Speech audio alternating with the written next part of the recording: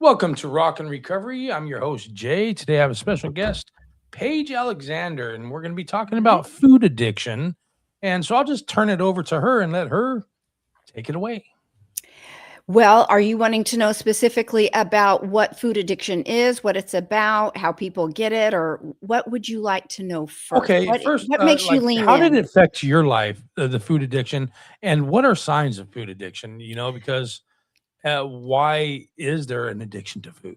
I don't, I just, Okay, that's actually a great place to start. Why is there addiction to food? That is maybe the biggest, best question you could have asked because the food manufacturers, well, the tobacco own industry used to sell cigarettes, of course, and then they couldn't. And so what they did is they decided to go in and buy these major food industries and apply that same addiction model to in the food industry as they were using in the tobacco industry. So they hired scientists to come in and engineer these foods to the highest bliss point available, adding as much sugar, salt, and fat to foods in the highest combination to reach the highest bliss point available so that when people would eat them, they would literally become addicted.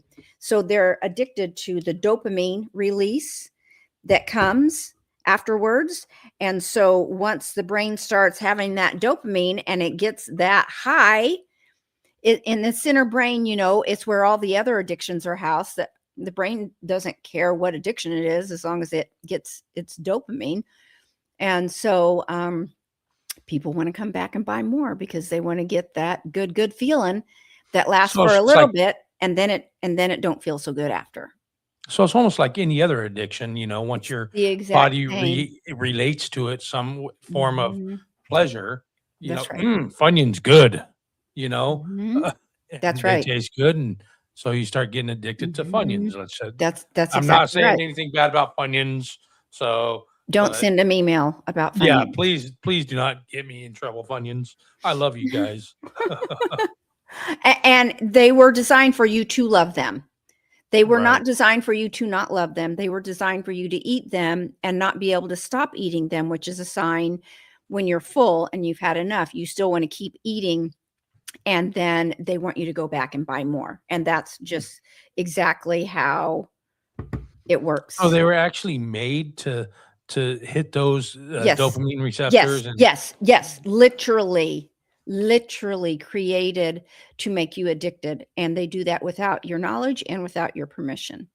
wow.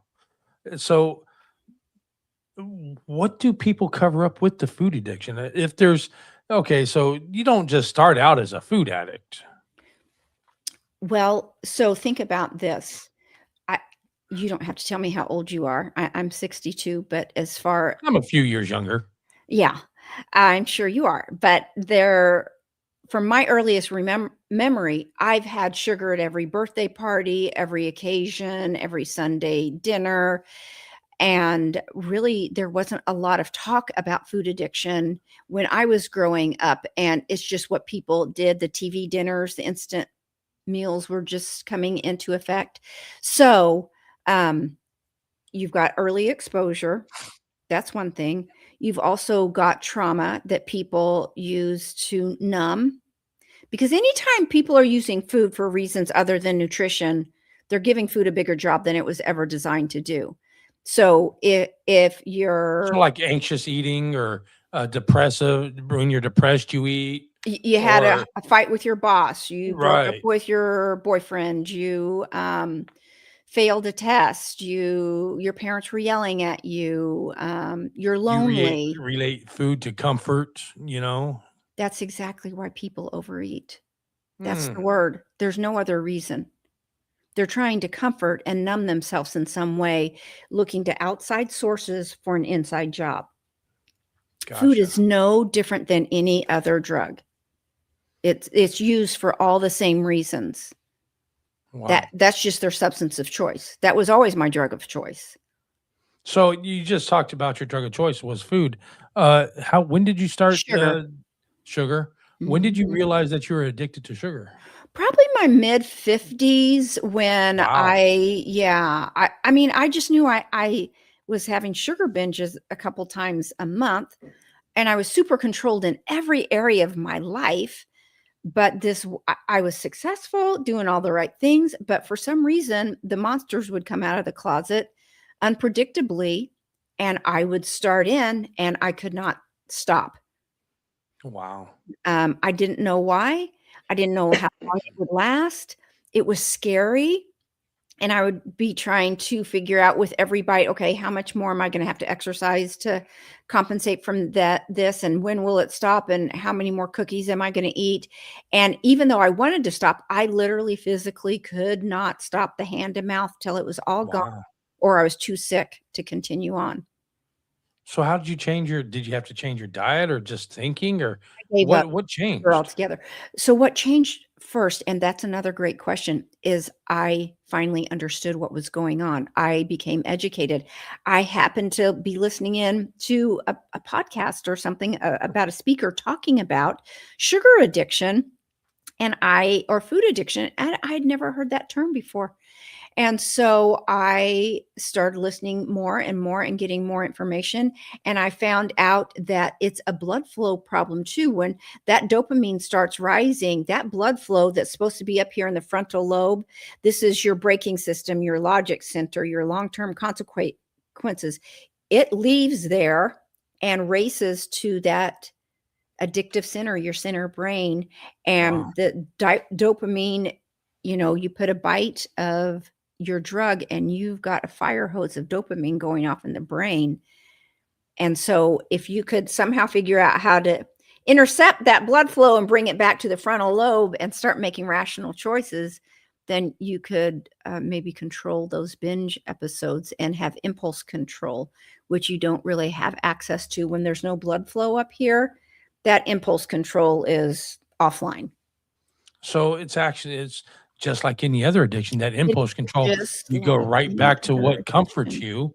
And, I like to say a lot of times addiction's a side effect of whatever you're going through, Mhm. but Yeah. with the sugar addiction, you're almost born with that sugar addiction. I'm not going to say you're born with it, I but from a No, very young age, depending on what your mother is eating, yes, you can already be predisposed to that. There are studies out there that say that wow. you can be born with that propensity. And then think about the exposure, the environment we live in. It's everywhere. Are you in the United States? Oh, I am. I am Yeah. in sunny Florida right now. So you know what our environment is like that we're facing every day with it around you on every corner and marketing, and it's low-hanging fruit, pun intended, it's an easy way to addict people Yeah. is with food. Mom, if you're listening, it's all your ding fault. Yeah. And I know But she's listening. She always listens. that's nice. So, Hi, Mom. You you didn't know, know any better is what I wanna say to Mom. yeah, it's not her fault, but it's your fault, Ma. But you know what? This is just now I don't know if you've heard of it more in the news lately, but the awareness is really increasing, and they're starting to want to put much more regulations and stipulations on in these food manufacturers. So I think we are making some progress. Well, because it's killing us. We're going to have a medical crisis on our hands in this country There's more and because, more diabetes, people with diabetes. There's more and more people overweight, obese, yep, and 70%. it's just constant. And I know for a fact that the hardest addiction to stop is sugar. That's right. The Because you hardest have to addiction still to eat. kick 100% is sugar. People would think that I'm crazy, but No. sugar, fructose, so refined sugar is different from, corn sugar, or whatever they call it, but the fructose and the sucrose, it's in everything Right. The highly processed sugar has no fiber in processed. it. So let's talk about fruit. You get natural sugar in there, but you also get fiber. Why does that matter? Because your blood sugar doesn't spike. That's when the dopamine is released. When that blood sugar spikes, they travel in tandem, Mm, blood sugar and dopamine. And so okay. if you eat a Snickers bar, your blood sugar is going to shoot sky high. So's your dopamine, and it's going to say, give me more. I don't care if you have to eat the donut out of the trash can. This is an urgent life or death situation. You must get more in order for us to survive. So it's Wow. that powerful. So It how did when did you so you realized you had a problem in your mid 50s. So basically about 8 years ago. Yeah, Uh I always knew I had a problem. It's just that my figure started changing. I could always ah out exercise, and then, menopause set in and my waist started expanding and I'm like, "What?" And I'm vain enough that that made enough of a difference to really up my search. so how did it So, so other than the midlife or I mean yeah midlife weight gain, how did it affect you and what were you trying to cope with before that to you I mean not even knowing that you had an addiction to it, but what was I what trying to was numb out about? yeah, yeah. I think that I had a pretty normal childhood, so I think mine was just repeated exposure. So if Mm. you think about that, if you just have repeated exposure, repeated exposure, repeated exposure, dopamine has memory. And so it's going to remember that felt good. So you know what my biggest one was? Boredom. And Oh my god.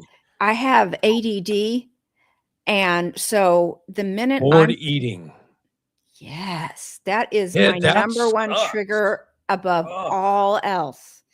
So it man. goes back to awareness, like I talked about before, right? You got to be aware of what's going on. And once you're aware, then it opens the door to do something about it.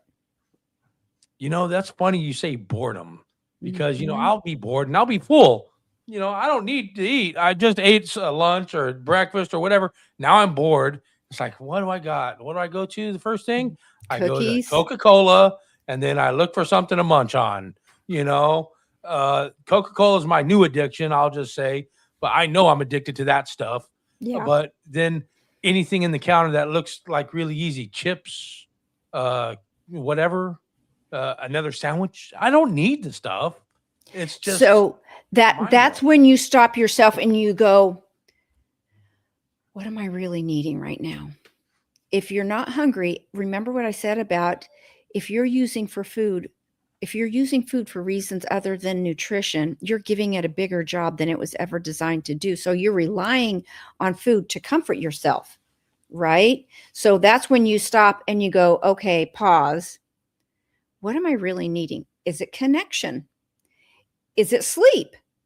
Is it standing outside? Is it whatever it is? But there's something that your body is wanting. There's something that internally you are needing. Your nervous system is asking you for something, but the answer is always comfort. Just I don't know in what form, but that's your job to stop and do some internal examination to figure out what it is that you're actually needing. So I remember from a very young age, I grew up in a big, huge Italian family. I mean, when I talk about big, huge Italian family, I'm related to half the town. I couldn't date anybody in my town thinking that they might be a cousin or a relative, So I remember my grandma mainly doing the cooking, but my grandpa would make sure everybody was at the table before anybody started eating. Mhm. And I do remember relating food to pleasure Yeah. because of those experiences, Sure. because of they're all positive. They're all happy, Mhm. joking, laughing, sometimes not so happy, but for the most part, my grandpa, used to make these ribs. Man, I still think equate ribs to my grandpa. Yeah. Yeah, that's great.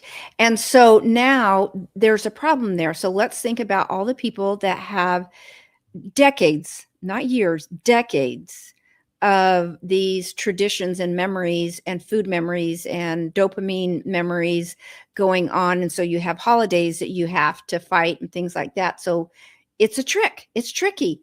So you really, in order to get through those occasions of special occasions for people like me that have given up sugar and and don't eat sugar, then the holidays can be a predicament, right? Because, Right.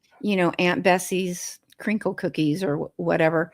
So then you have to just remember your why for doing it and being in your right mind before you go in there, because you know how that story turns out. There is no such thing as one cookie, and that leads into 6 cookies. And by the way, when you're 6 cookies deep, you're out of the situation. Your brain is you're no longer there. You've left the situation and you're just focusing on your next fix.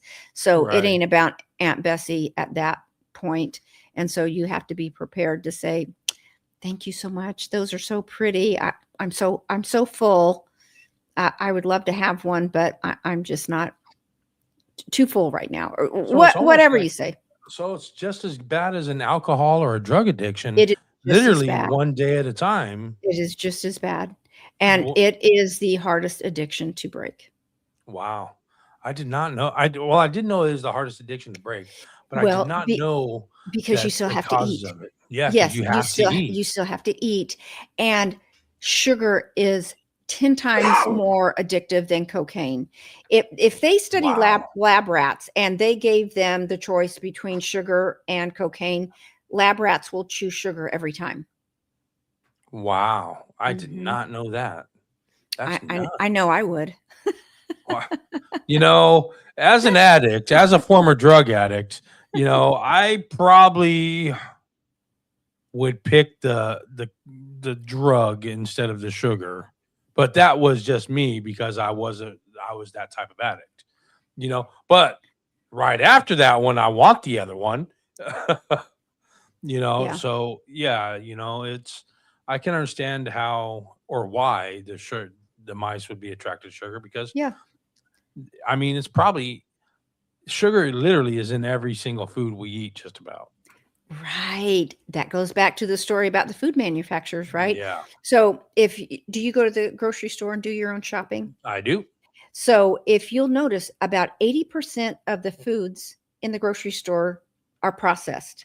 They're in the Mm, middle aisles, shelf stable for years. for years, I've And got tortillas that still haven't molded, and I'm right. still wondering why. Yes, that's right. And if you look on the ingredient label, you'll see a list of labels, very, very long. And that's why they're shelf stable, and there's so many chemicals in those foods. Mm. So when we work with people, we're just shopping the perimeter, try to stick to single ingredient foods.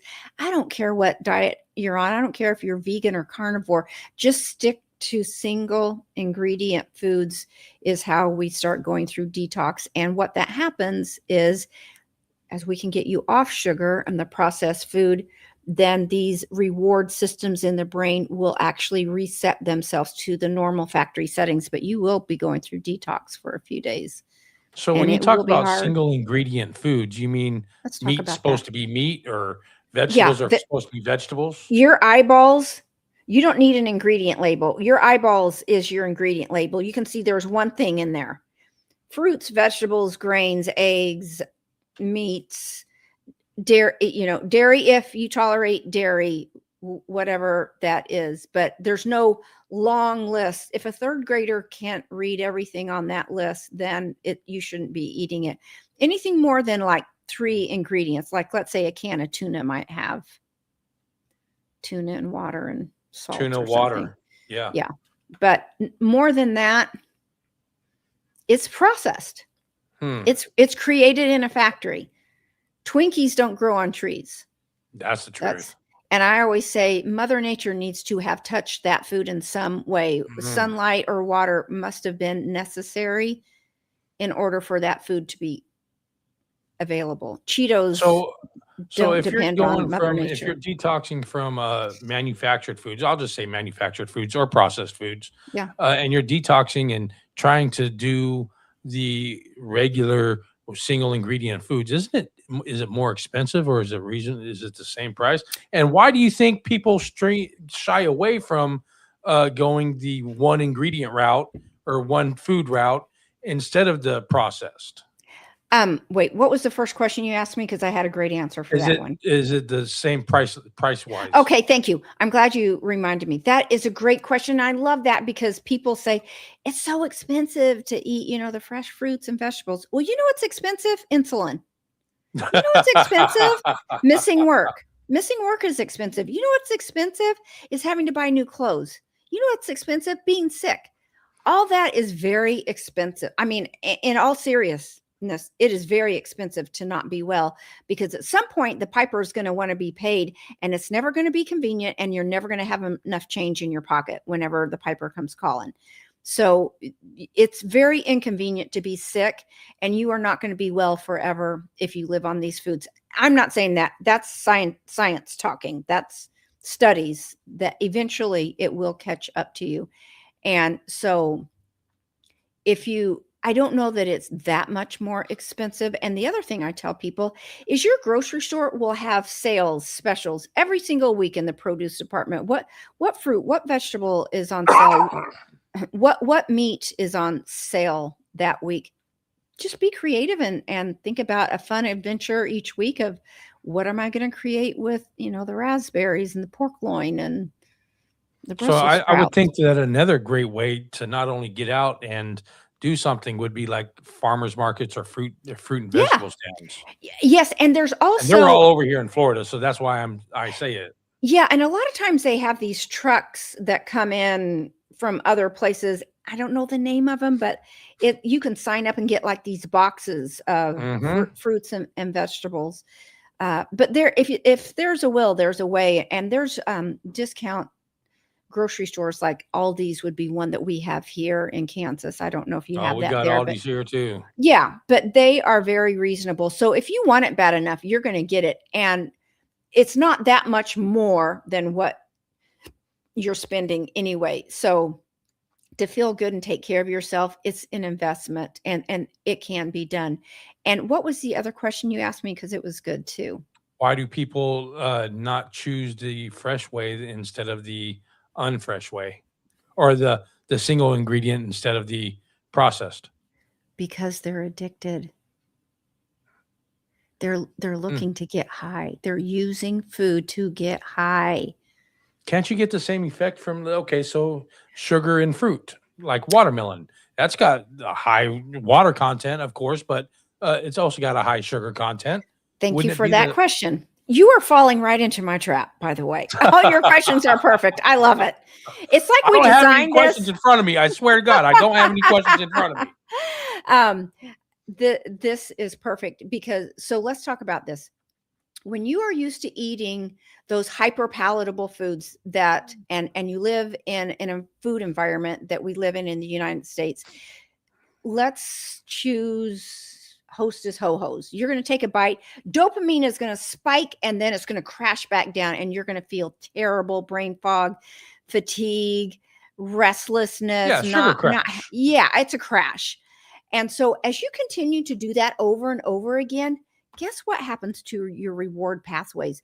They down regulate, Mm, same as drugs, so where it takes more and more to get that same high, right? gotcha. And so people that have addiction, they're no longer trying to get high. They're just trying to get to baseline because they are so miserable. I mean, it's just very uncomfortable to be in a down regulated reward pathway to Mm. where you're just Jones and just trying to feel good.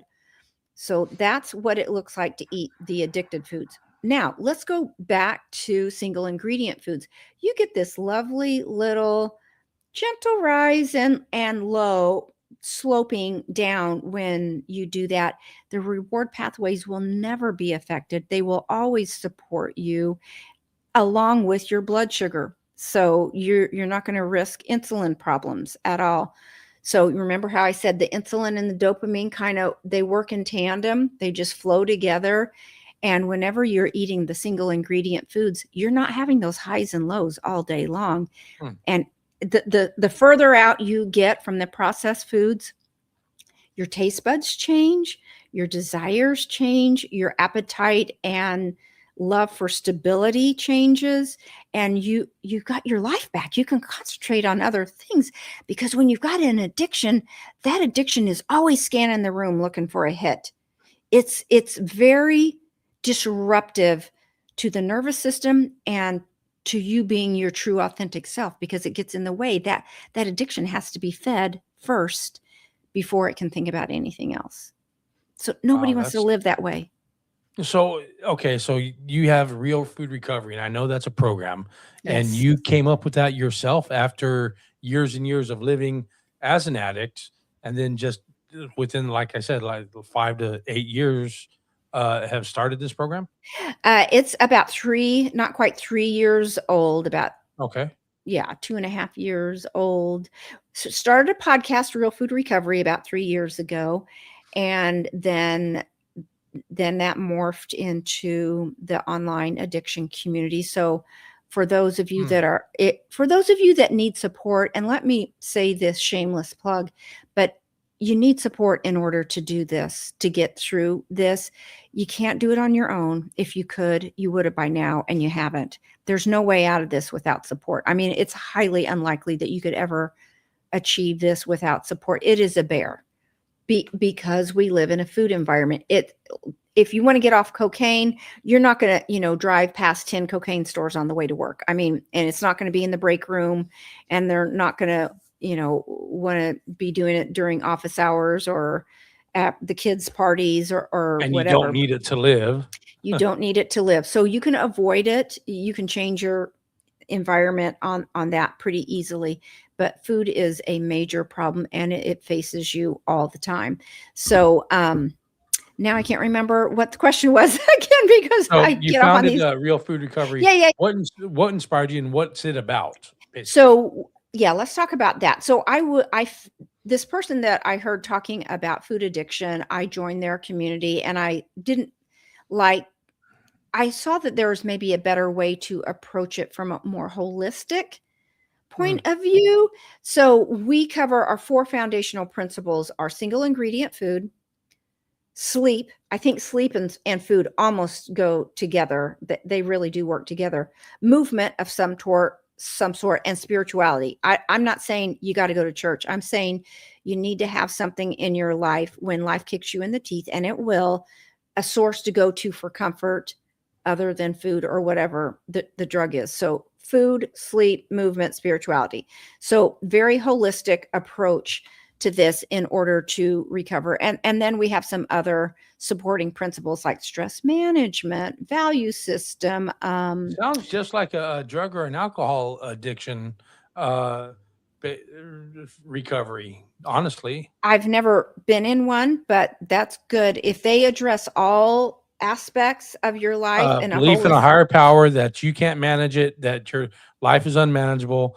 The first 3 steps, or the first 3 steps of AA are: uh, I have a problem, I can't do it, he can, so let him, you I love know? it. I love it. And the same thing with Celebrate Recovery. That's another good 12-step program. But yeah, you're basically saying uh, the same type of things that an addiction recovery in a substance, you I love know. it. Good. I'm glad they do that, because you really do need that spiritual salve on your heart in order to get through this, because it's tough. It's one of the hardest things you'll ever do.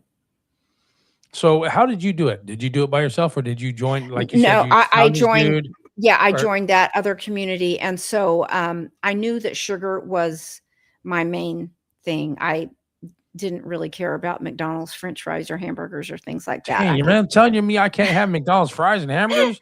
I live off that Yeah, stuff. I I'm just saying. know. I mean, every once in a while, it depends. Can you eat a little bit and walk away and be satisfied and not think about it again? Sometimes. Maybe it depends on if it's a problem for you, and it depends on what your goals are. But for me, sugar, I could have easily eaten sugar and not eaten food ever. And that's what I Wow. did for maybe my first 40 years. Okay. Again, avid exerciser, higher metabolism. And so just peanut M&Ms and a Diet Coke for breakfast Does was. microwave pizzas count? I'm just saying. Yeah, Again, we're going back to I, the read the ingredient label, yeah, I right? am doing the bachelor thing here, so if it doesn't cook in a microwave, I'm probably not eating it. Uh-huh. Yeah. Um, so yeah, I joined that program, and my eyes were opened. It was the first step into getting off the sugar and really making a hard decision. I'm going to have to get this out of my life. I've spent a lot of years figuring out, how can I keep it and get rid of it at the same time. And I went to plant-based sugars for a while, and I have a food blog called Food Fitness by Paige, where I've got over 2,000 recipes of healthy eating. And I tried the plant-based, and that helped a little bit, but that does keep the sugar cravings alive. So yeah, I figured out with the tools that they taught me, and that's what we work on too in our community at Real Food Recovery. What are the tools that you need in order to calm yourself when these cravings come up? You make a decision in advance. You have connection. You've got support. You just set up all these different tools and have them in place to support you through the times that are really tough. And a lot of food prep. Food prep is my number one tip and trick to getting through the day. Before I go to bed at night, I have an idea of what the next day looks like. I've got my food prepped in advance to where it's very easy to grab and go. I do not wait till the last minute to decide. I do my grocery list once a week. I go to this grocery store once a week. I do food prep once a week for my meals coming up. And then during the day, I'm just grabbing my containers out and ready to go. Not only does it keep me clean, it's a time saver. I mean, my days are beautiful because I've got my food prepped in advance and ready to go. So just a total time saver. Those are just a few of the things that we do. Self-talk is huge. If you're ever having a bad craving, you can say to yourself, you're okay. You're okay. You're okay. That's something that brings the blood flow back here. Self-talk, reframe, gratitude. There's a list of things that Everything we that you do in addiction recovery. Mhm. Literally, you're saying the same things that I've heard and I've said to any addict, even to myself, same things that we say in addiction recovery. So I think it's great that if somebody wanted to, they Mhm. could probably use your Mhm. program as a hybrid to do addiction recovery too. Sure. Probably, yeah. Just because Sounds like the self-talk thing, 7 seconds is all it takes for your mind to change thoughts. If you yeah. keep telling yourself over and over, I've got this, it's going to be okay. I've got this. So it's going to be repeated 7 seconds. That's all it takes for you to get out And of what a you're funk. doing what you're doing is redirecting the blood flow to the frontal Yep. lobe. So Okay. whatever we can do to redirect blood flow and interrupt impulse control, that's what we do. And create and realize cravings are going to pass. They will come and go, but they will pass. You're not going to die. No one has ever, so far in history, has ever died from a craving. See, You'll and get through this. I think the difference between our addictions, and I'll be honest, is mine would put me in jail, where yours I would commit crimes for my addiction. And Mhm. sugar, I don't think I'm going to commit crimes for sugar You know why? Because it's so. because it's so readily available. Thank you. And everybody's doing it. It's socially accepted. You don't, but you know what? If it was a crime to get it, I think more people would be in jail. But you can't get a DUI on sugar. Well, that's true. You've got me there. Yes, But I'm sugar drunk. Just yeah, I'm happy. but I will say there you are altered in some state when you are Yes. in a major binge. You do some. You're not in your right mind So for there sure. is irrational behavior. Oh yes, yeah, yeah, Mm, and you're sick. I mean, when the right. amount of food some people can consume in a binge session is wild. You would think that Wow. their stomach is getting ready to literally tear apart. So yes, there are physical dangers, not to mention all the health problems that ensue. Inflammation, cancers, diabetes. They've linked sugar to like 150 Wow. different diseases. Even Alzheimer's now. They're calling it Really? diabetes 3. So Mhm. sugar addiction to sugar, and we're talking processed sugar, not natural whole That's sugars, right. That's right. Because of the fiber. because of the fiber. Right. The fiber slows the rise of blood sugar. So an Okay. apple, it has obviously much less sugar. Oranges, apples, Yes. fruits, Yes. fruits with Great. natural sugar, natural fruit sugars. Mhm. not a processed sugar, and Right. that's the type of sugar we're talking about right That's now. exactly right. We're Okay. talking about chocolate chips and Oreos and Chocolate in general, yeah, Well, wait a minute, frosting wait a minute. Didn't chocolate come from a tree? until it was processed and added a bunch of Oh, sugar. yeah, you got me there, and added sugar to it. You got me there. Yeah, I mean, are you gonna eat straight cocoa powder? No, No. no. Mhm. Yeah, I'm trying to ways around something, Yeah, That's no, the believe that's me. the addict in me, of course, Yeah, no, trying to I'm the find a queen. workaround to something. That's the I'm the queen of the workaround trying to figure it out. Again, try to get rid of it and keep it at the same time. Yeah, yeah. But this one right here, well, it came from the ground, but you added sugar to it. Yeah, So don't you agree from can I ask you a personal question? absolutely. So don't you agree the longer more distance you put between you and your addiction, that your cravings change, your desire for it change, your understanding of I want this better life, all of that gives you more stability in staying clean? Absolutely. Yeah, See, for same for me, me. yeah, I change people, places, and things, and I don't think you That's need to right. necessarily. I see. This is where I have a hard time with like a addiction to a sugar. Okay, not only would mine land me in jail Hmm. and make me do crime, but the people around me were bad people, and I was selling my drug to or getting my drug from. So the friends I had weren't really friends. They were No. more who can use who the most to get high. Mhm. And so when I say people, places, and things, the places you might not have to frequent as many Mhm. places as a sugar addict, or the same places anyway. And the things, of course, the things got to change. That's common between the two. But the people and places, I don't think necessarily have to change as drastically for, let's say, from you to me. Can Let's talk about that for a minute. Okay. Yes. There's a lot of people in your life that are either food pushers or want to go get the Chinese buffet with you. And Oh, you're when right you about want to that. stop doing that, your phone doesn't ring as much. Hmm. Because for me, when I have social occasions with my girlfriends now, it's let's get together and take a walk. Mm, And my friendships narrowed. Yeah, my phone doesn't ring as much to get together because gotcha. people either, yeah, want to go out and eat.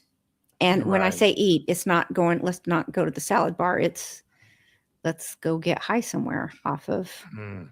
Mexican. So Damn, why'd you have to talk about Mexican too, I man? know. Jeez, that But stuff's there's see, good. you've got to learn to either get a you said you're a bachelor. You got to either get a Yeah, well, woman or learn to cook. my girlfriend does. The person I see sometimes does know how to cook really good. So, Yeah, well, you're covered. she's yeah, she's yeah, pretty good a cook.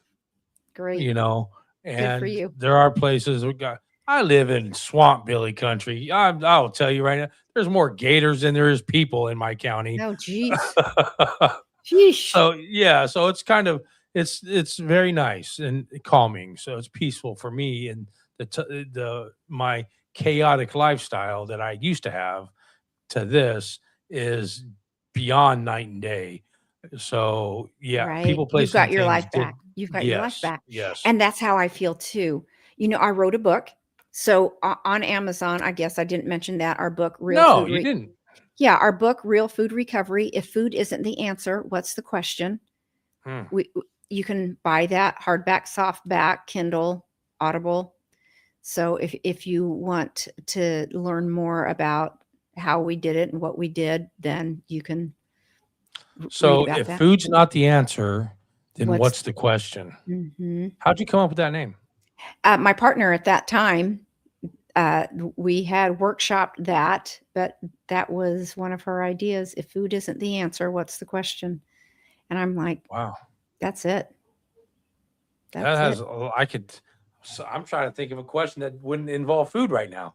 Mhm. Yeah, Mhm. that's But yeah, crazy. if you wanna look under Real Food Recovery on Amazon, you can find us there. Awesome. Mhm. So how long has it taken you to Now, is this program like a 90-day program, or is it just No, it's for just as long as you want okay? support. So Okay. there's people in there for a long time. It's $79 a month. We meet 6 Okay. hours a week over Zoom with very highly trained coaches. You can come in and out as necessary, and we have a WhatsApp that's 24/7, 365 for support. And Awesome. yeah, we do different assignments, journaling assignments, and reflection prompts and things like that to help people in their recovery. But yeah, it's just a beautiful, beautiful supportive network for people to go See, to. once again, everything that you're talking about is the same thing in addiction recovery of drugs or alcohol or substances, because support, a community, accountability partners, Yeah, uh, people that you can reach out and talk to. Yeah, it's all the same. I mean, it's just crazy how I wouldn't have thought a food addiction and a drug or alcohol, a yeah, substance addiction yeah. would be so similar. So connection is the opposite of addiction. And Yes. I had a family member that was in rehab, and when they came out, we talked about what they did while they were in there, and they're like, "Wow, I mean, that's all the same stuff that we did." And I'm like, "Yeah, it's brain work. It's a brain problem. So, Your brain is hurting." what's the difference between an eating disorder and a food addiction, though?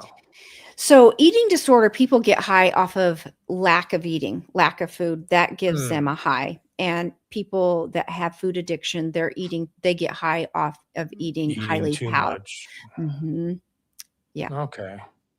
So, lack of eating is an eating disorder. Overeating Yeah. is an addiction. Yeah. They actually get high from lack of eating. That will Wow. never That's happen to me. how would you get? I I'm don't trying to know. wrap my head around that one because how are you It's going to get high from not eating? it's mental problem. That's These gonna are first of all, that's gonna, don't hmm eat too much, and you're not gonna yes. be around to eat. hmm Wow, hmm Yeah. that's strange.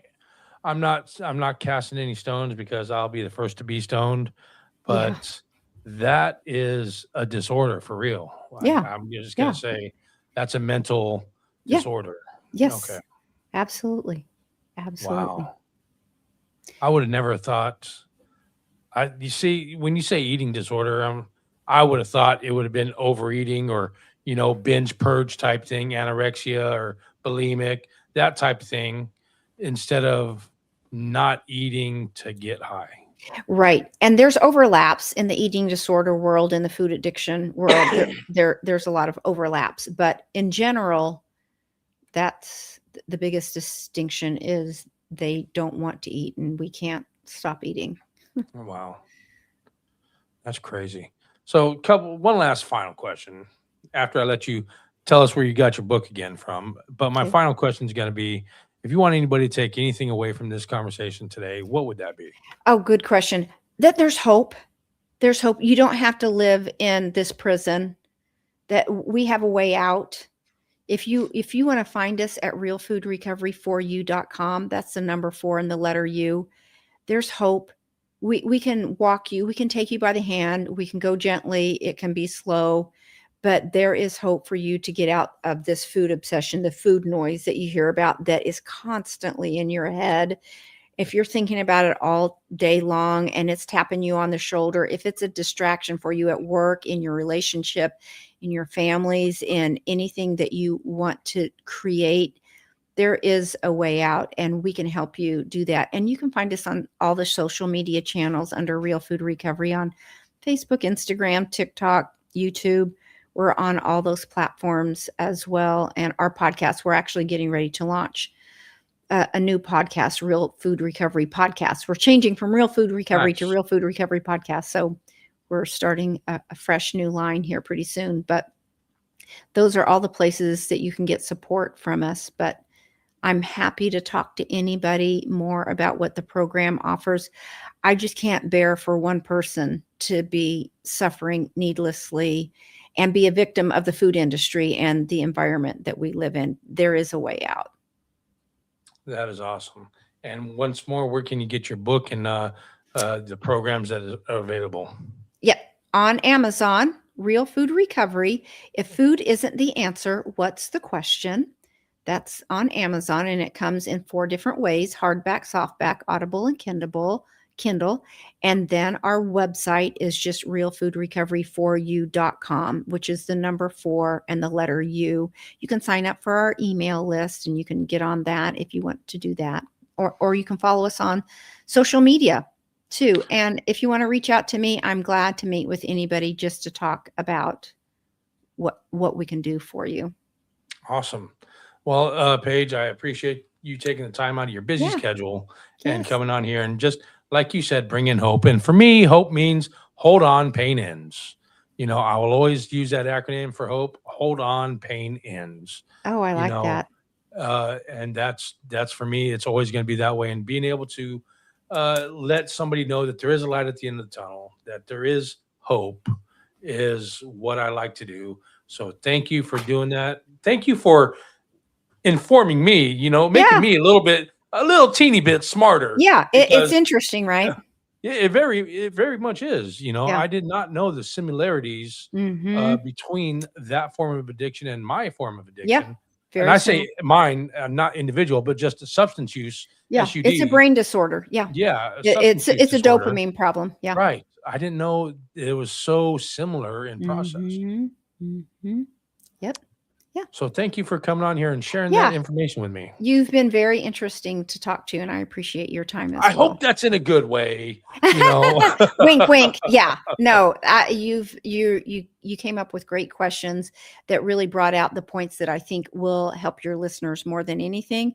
So that's kudos to you. Your questions directly reflect how it impacts the people listening. So good job. Thank you. I appreciate that. And I hope you have a great rest of the day. And I know I'm going to too. So keep rocking your recovery out there. If you're listening, keep rocking your recovery and tune in next time. I'm See you Jay. later. Paige, we're gone. Bye.